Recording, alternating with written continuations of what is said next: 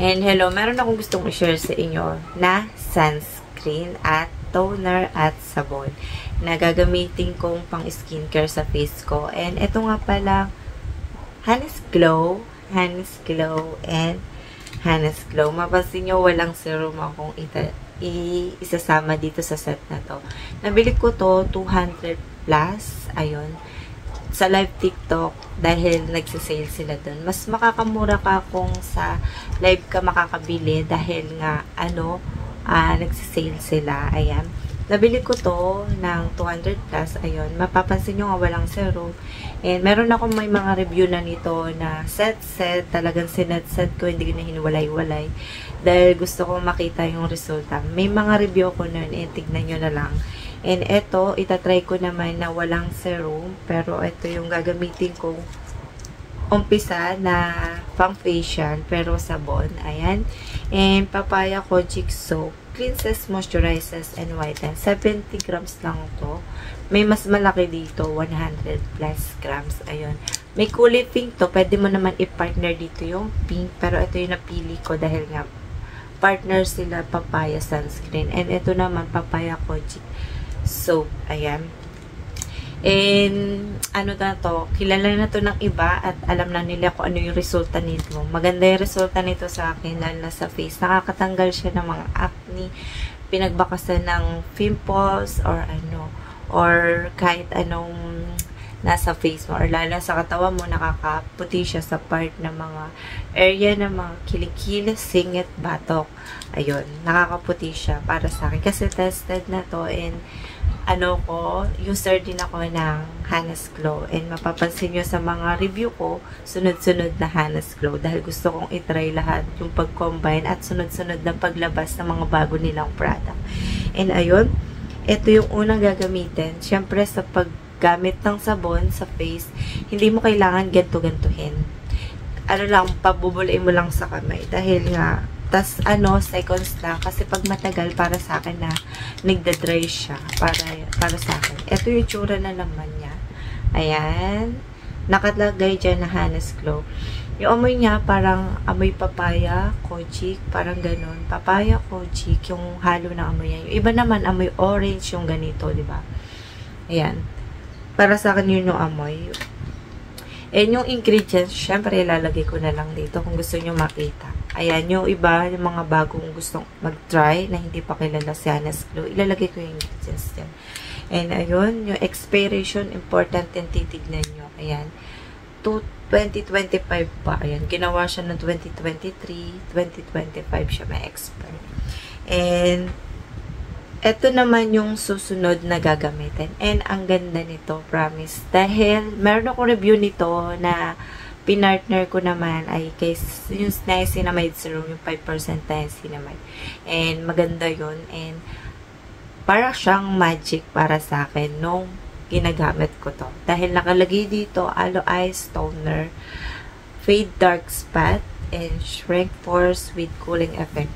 Malamig to sa mukha. Ayan. Hindi naman super lamig. May pagkalamig habang nilalagay mo. Mararamdaman mo naman siya.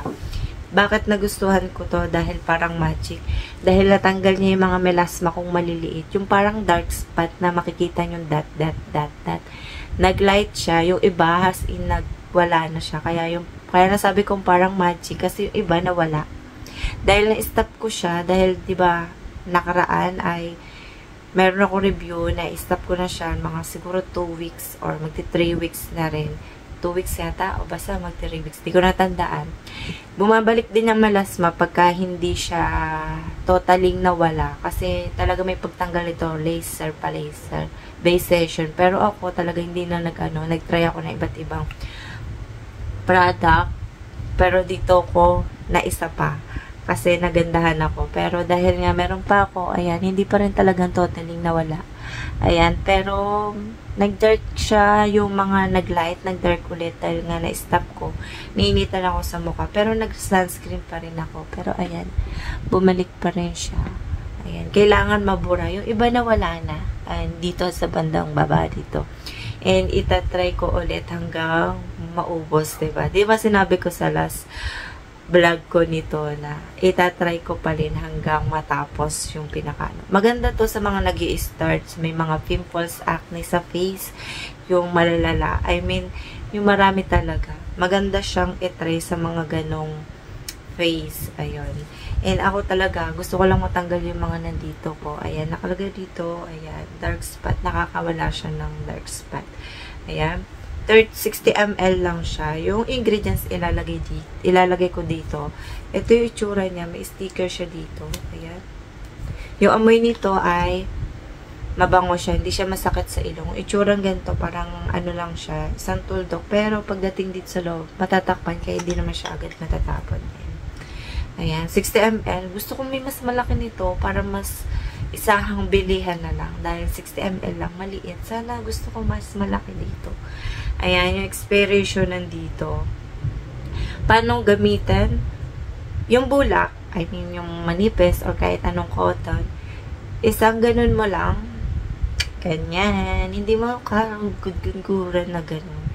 Kahit na naghihilamos ka, kailangan mo pa rin mag-toner. Dahil nga, meron pa rin nasasamang mga dumi-dumi. Ayan. Pas nagto-toner ka ay mas yung pinakailalim ng pores mo nawawala rin. Ayan. And, ayun. And next, ito yung last. Hindi na ako magsiserum. Ayan. Ito naman yung last na Hannes Glow pang umaga. Pero meron akong isisingit na isa. Dahil nga pang gabi. Gusto ko may nilalagay din sa gabing cream. Ito naman. Ito yung dating-dati ko pa. Dahil konting lang kasi paggamit ito. Medyo marami-rami pa yun. Ayan. Konti lang talaga ginagamit dito. Small amount lang. Kasi medyo malagkit to pagka medyo sobrang dami. Na-try ko kasi yun. Dito muna tayo kay Tinted Papaya Sunscreen. Hindi ko pa siya nabubuksan. 50 grams siya. Whiten, protects, and moisturizes. Ayan. SPF 50 PA+++. Ayan. Yung ingredients ilalagay ko dito kung gusto nyo makita yung ingredients. Ayan. Paano siya gamitin? Apply ka ng, bago ka lumabas, 15 minutes or kaya 1 hour, bago ka expose mag-rest ka muna. Pagka naglagay ka nito, mag-rest ka muna 15 minutes or kaya 30 minutes bago ka sumabak sa labas na mainit. And every 2 hours, pag nasa labas ka naman na matagalan or kaya mainit talaga, maglagay ka every 2 hours or kaya 1 hour. Nakalagay kasi dito yun, every 2 hours. Ayan. Gano'n lang yung paggamit. And excited ako makita to. Dahil kararating lang itong ngayong oras na to. And ayan, walang nakalagay sa face ko. Ilalagay ko. Try ko siyang gamitin. Ayan. Pwedeng 2 finger. Depende na lang kasi. Pwede naman isang gano'n naman. Pwedeng 2 finger. Yun sa sinasabi, mali daw yung paglagay ko kasi hindi ko routine 2 finger. Depende po sa atin kung ganong mo karami maglagay sa face ng sunscreen. Ayan.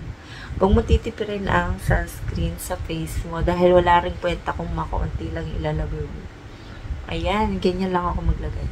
And hindi mo na kailangan mag-powder. Ganyan lang. Mukhang maano ko to, ma-enjoy. Di ba? Ayan. Ang kinis sa mukha. And itatry ko to kung magiging malagkit nga ba sa labas. Pero natutuyo na siya kaagad. Di siya malagkit. Ayun. And ayun, see you next final. Sa pinaka-final ko nito after 3 weeks or 1 month hanggang maubos ko kung ano nga ba yung resulta na walang serum kung okay ba siya. Ayun. See you next vlog. Bye.